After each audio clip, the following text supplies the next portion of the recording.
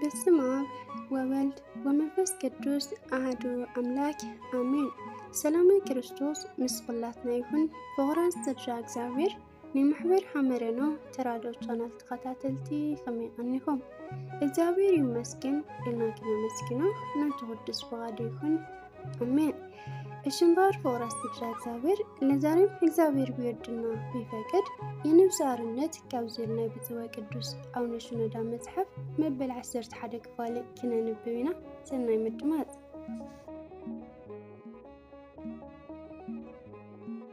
የዛሬው ርዕሳችን ምዕራፍ 11 ሆኖ ካንተነትህ ተላቀቅ ይላል። ካንተነትህ ተላቀቅ። በሚቻል ሁሉ ሰዎች ስላንተ መልካም አስተሳሰብ እንዲኖራቸው በማድረግ ላንተ ቀን እንዲፈርዱልህ የምትፈልግ ከሆነ ነፍስን አርነት ለማውጣት በጣም አስቸጋሪ ይሆንበታል። አንዳንዴ ሰዎች አንተን ሳያሞግሱ ሌሎችን ይበልጥ ሲያወድሱ ይገኛሉ። ይህን በሚሆንበት ጊዜ ልትደሰትና ሐሴት ልታድርግ ሲገባ በቅናት ተነሳስተህ በራስ ላይ ችግር ስትፈጥር ትገኛለህ። አንተ የሰዎችን ውዳሴ እንዲህ ባለ መንገድ ለመቀበል የምትለማመንና ስለ ራስህ በማውራት ለማግኘት የምትጥር ከሆንክ የእግዚአብሔርን ልጅነት ክብር ታዋርደዋለህ። እስቲ እውነታው ቀደም ሲል በተወያየንበት መልኩ እንቀጥል። አንደኛው ለምንድነው ስለ ራስህ ለሌሎች የምታወራው? እንዲያደንቁት ፈልጋለህን?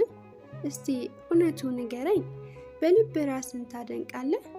በእርግጥ አንተ ቸል ያልካቸው ነገር ግን በአንተ ዘንድ የሚገኙ ብዙ ኃጢአቶች አሉብህ። ታዲያ ለምንድነው አንተ ራስህ ክብርና ውዳሴ ሊሰጠው የማይገባ ማንነት እንዳለህ እያወቅ ሌሎች ያንን ማንነት እንዲያደንቁልህ የምትፈልገው? ሁለተኛ፣ ስለ ራስህ ማውራትን የምናጸድቅ ከሆነን እስቲ አንድ ጥያቄ ልጠይቅህ። ለሰዎች እውነተኛ አንተነትን ትገልጽላቸዋለህ ወይስ አንተን ሊያስጠሉህ የሚችሉትን አሳፋሪ ጉዳዮች በመሸሸግ ጠንካራ ጎኖችን ብቻ ነው የምታሳያቸው? ውድ ወንድሜ ሆይ፣ ከፊል እውነት ሙሉ እውነት ሊሆን እንደማይችል አታውቅምን? ስለ አንተነት በምታወራበት ጊዜ አንዳንድ መታለዮችና ውሸቶች አትጨምርምን? አንተነት የምታሳየው አንተና የንስሐ አባትህ የምታውቃቸው ጉድለቶች በመሸሸግ አይደለምን? ሶስተኛ፣ ስለ መልካም ጉድለቶች ማውራት ዋጋ እንደሚያሳጣ ማወቅህ አይጠረጠርም።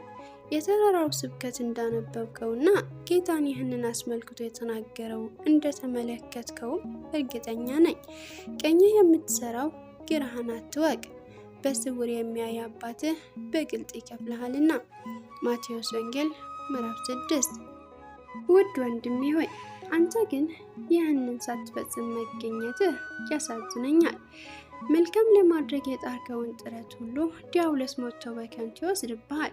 ስለ ራስህ መልካምነት እንድትናገር በማድረግ ስለ ራስህ በምትናገርበት ጊዜ ሁሉ የሚታወሰኝ አንድ ተክልን ተክለህ እግዚአብሔር ፍሬውን በሰጠህ ጊዜ ቀጥፈህ መደሰት ሲገባ እሳት ስትለቅበት አሊያም ዲያብሎስ እንዲቀጥፍልህ መፍቀድህ ነው።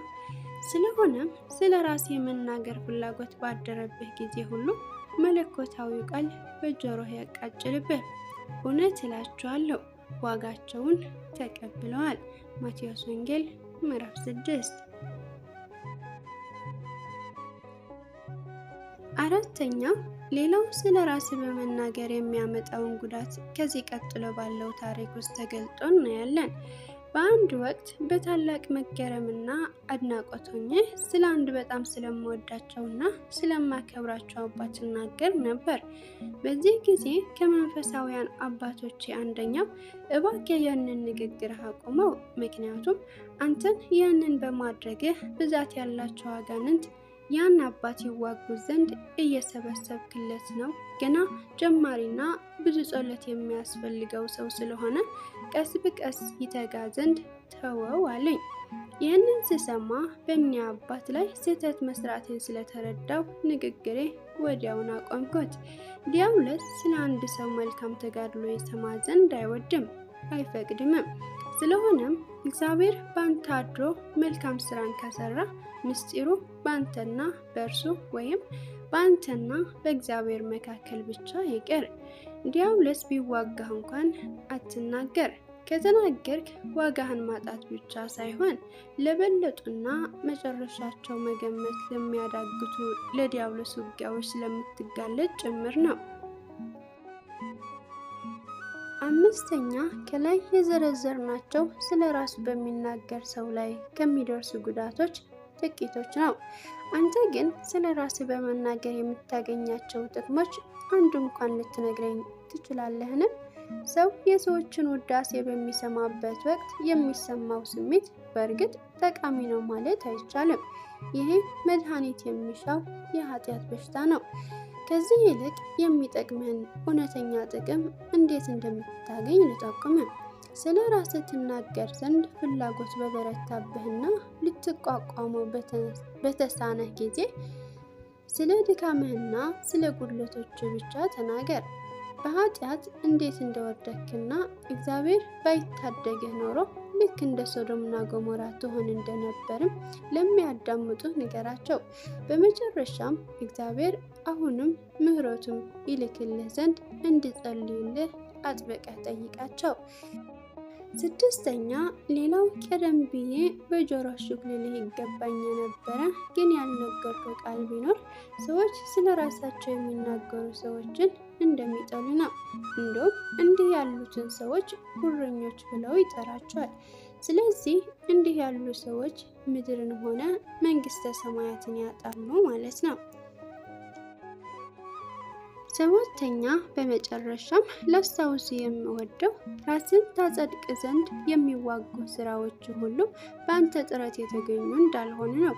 እንዲህ ያሉትን መልካም ስራዎች እንድታከናውን ያለህበት አካባቢ ሌሎች ያደረጉልህ አስተዋጽኦና በእግዚአብሔር የተሰጠህ ችሎታ የበኩላቸው ድርሻ እንዳላቸው እወቅ።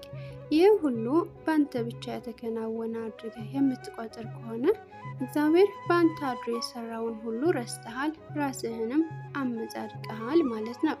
ውድ ወንድሜ ሆይ ግልጽ በመናገሬ አበሳጭቼ ይሁን?